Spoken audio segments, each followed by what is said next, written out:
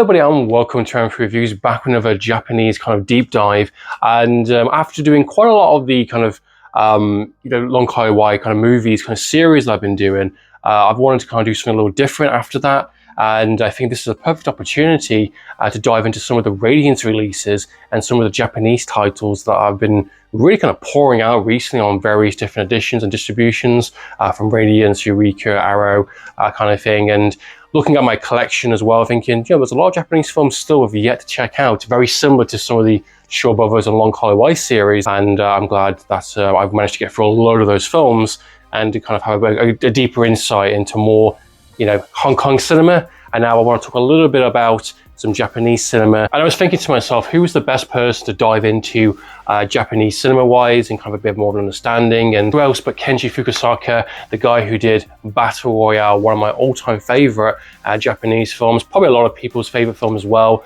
a film that influenced a whole generation of movies and inspired ideas. So a lot of movies that I've still yet to check out, and I'm thinking to myself, Andrew, I need to get on this. And the fact that Radiance has recently released Sympathy from the Underdog recently, and you got Eureka getting released quite soon. You got Arrow getting released quite soon from the recent announcements. I'm thinking this is a perfect opportunity to dive into his filmography thanks to these kind of really great releases coming out, and also to see what's available and what I have in my collection alongside with the Battle and Honor kind of franchise. That's on a whole other series of movies. And thinking, what do I have access to? What can I watch? What's coming out soon? And let's see if I can find some hidden gems or ones that I think I've been missing out on, essentially. And I think this is a great opportunity to start with the brand new Radiance release for Sympathy from Underdog. And I'll just show you the artwork there. This is a Region A and B release. I believe this also came out in the US. So Radiance have been really fantastic recently and kind of giving everyone access to this edition, so you don't have to worry about expensive import costs. The only thing that, if you're curious and if you want to get on it, is the limited edition kind of spine kind of artwork there. We'll just have a look to see if this is limited as well. Yes, it is. So this is a little piece of paper that makes it limited. Personally, I'm not too bothered. I mean, if I got the standard edition, or if I got this limited, it wouldn't really bother me necessarily. I just happen to get it at the same time. But with that, you do obviously get the little piece of paper there, get the full artwork, and you get the original artwork as well, which is really great. It's always good to have choices in terms of your artworks and what you like and what you want to see. And there's a disc, and you also get a really insightful little booklet as well, diving into the film. So without further ado, let's dive into Sympathy for the Underdog.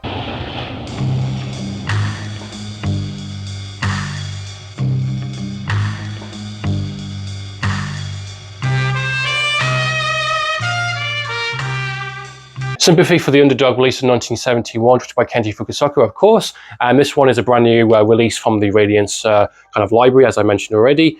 This one is been quite highly regarded. I've heard very, very good things from this, from the output, and I thought this is, hey, yeah, I'll check that one out. I'm very curious to see more of that director and to kind of see what his kind of stance is and what his kind of storytelling is and characterization and gunplay, and to kind of see what he brings to the table. And one of the things I always really appreciate about his films, and a lot of Japanese films, they're always about an hour and a half. If you get a 2-hour Japanese film, a proper big epic one, usually they have a lot more to say or a lot more going on. They're usually a little bit more tighter, a bit more kind of, specific. And this one's produced by the Toei company, one of the biggest of kind of Japanese kind of distribution companies, really dating back all the way to kind of the end of World War II, and known for doing loads and loads of movies. They were infamous for doing the double feature. And diving into a little bit of the kind of bounty hunter movies has a lot of really good insight into that kind of production company and what they were doing, what their business model was, what that strategy was. And I'll talk a bit more about that in a separate video, but that kind of is an interesting kind of, segue into what my point is in terms of the idea of these Shaw Brothers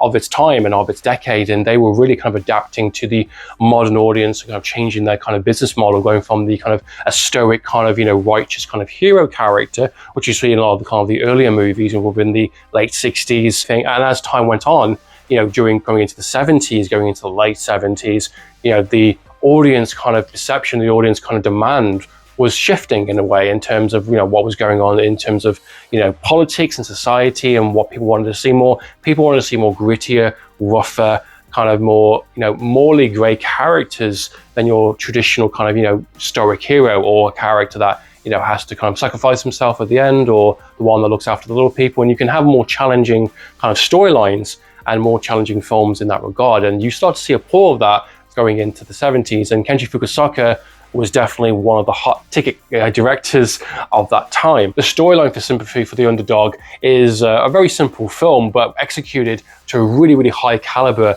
and fully enjoyable from start to finish.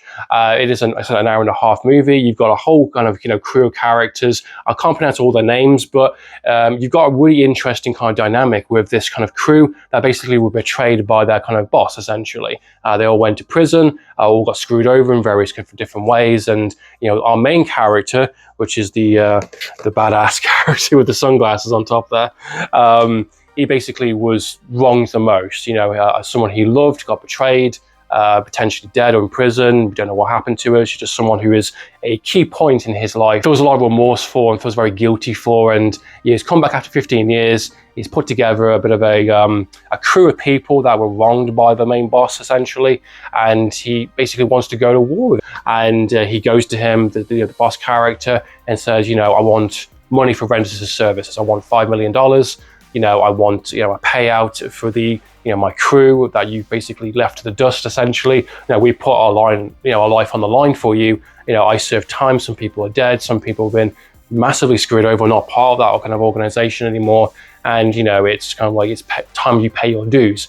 You know, this is agreed upon very initially, and then it starts to perform a plan, and this idea of the money that I've just received, I'm going to use it to basically gain essentially a turf and essentially an army to use against him, essentially. And that's the interesting thing about the film, is it's a person that wants war against his own boss, and he's basically giving his crew the opportunity. You know, if you want to take the money and leave, that's fine. You know, if you want to use this money that we've got and we can go somewhere and we can gather our kind of resources, we can, you know, take over and just basically an area in Japan and basically form a kind of gang, essentially, strong enough and capable enough to basically take on the main boss, which is quite an interesting kind of concept. And that's the core of the film, essentially, is that you've got a really kind of tight-knit kind of group, that characters that have got their own personal motivations, again, some enemies, some not. And then, you know, you're going into a whole nother kind of city, showing a glorious sense of kind of like on location filming, very guerrilla style, very interesting kind of music as well, feels very cultural, the 70s, very 70s, I may add, in terms of the look, the style, the music, all of it. But it's them going into a whole new town, you know, establishing who the bosses are, who the people that we need to basically convince, kill, or, you know, take over, essentially. And that's what they do. That's what their plan is. And this is kind of like and you think to yourself, this is quite an ambitious kind of idea. This feels like a big kind of 2-hour plus film, essentially. You know, not only you got to reestablish yourself back into the kind of the main kind of stream, but also you've got to, you know, establish your dominance, you establish your strength and your face, and, you know, and what you're about, essentially, and why would someone join you over someone else. And this idea of biting off more than they can chew is definitely an understatement for this film. And you're thinking to yourself, where's this film going to go? Because the amount of struggle, the amount of kind of, you know, characters that do die in this process, and the enemies they do kind of fall themselves into, and slight alliances in places, you're thinking to yourself, how are they going to achieve kind of like going against the kind of the main boss, the big one that has loads of people at his disposal, and they can't even kind of take out, you know, essentially a sub-boss underneath him? These characters are going to really struggle. And this is what, about 4 or 5 people? All this is going to take a lot of time. This is going to take years in the making, years in the process, and they want to do it very quick, very kind of shortcut based. And you think to yourself, how are they going to accomplish this? And this is an hour and a half movie.